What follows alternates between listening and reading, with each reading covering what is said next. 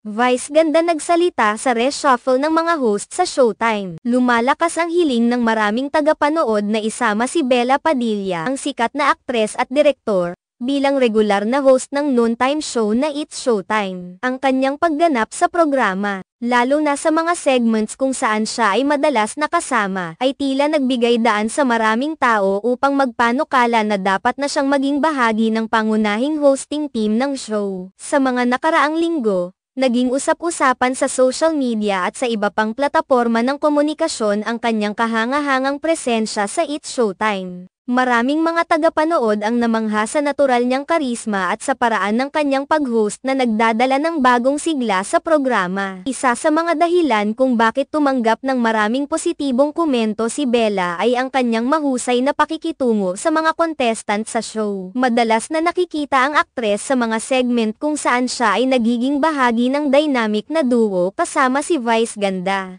Ang kanilang pakikipag-ugnayan sa mga contestants, kung saan sila ay nagbabahaginan ng mga payo at nagdadala ng kasiyahan sa set, ay tila nagbibigay ng bagong aspeto sa kabuoang daloy ng programa. Ang mga banter nila at ang kanilang mga witty remarks ay hindi lamang nagbibigay ng entertainment kundi nagpapakita rin ng kanilang kagalingan sa pag-aliw at pagpapatawa. Kilala si Vice Ganda sa kanyang pagiging one of the most influential hosts sa industriya ng telebisyon sa Pilipinas, kaya naman ang kanyang papuri kay Bella ay may malalim na epekto. Sa isang pagkakataon, inamin ni Vice Ganda ang kanyang paghanga sa pagganap ni Bella sa show. "Ang ganda ng mga sinabi mo, bakit ngayon lang kita nakita dito?" ang kanyang naging pahayag, na nagbigay ng ideya sa maraming tagapanood na maaaring may mga plano para sa mas malalim na papel na maaaring gampanan si Bella sa programa. Ang pag-amin na ito mula kay Vice Ganda ay nagpapakita ng mataas na pagpapahalaga sa kontribusyon ni Bella at lumilikha ng higit pang interes sa kanyang posibleng mas malaking papel sa show. Higit pa rito, ang pagtanggap ni Bella sa kanyang mga responsibilidad sa It's Showtime ay nagbigay ng malakas na pahayag na siya ay higit pa sa isang guest host lamang. Ang kanyang natural na charisma, katatawanan, at ang kanyang kakayahang makipag-ugnayan sa iba pang mga host at mga contestant ay nagpatunay na siya ay may kakayahang maging pangunahing bahagi ng show. Ang kanyang mga tagahanga ay tiyak na nasisiyahan sa kanyang pagganap at tila may pananampalataya na siya ay maaaring magdala ng bagong antas ng kasiyahan sa show kung siya ay gawing regular na host. Sa kabuuan,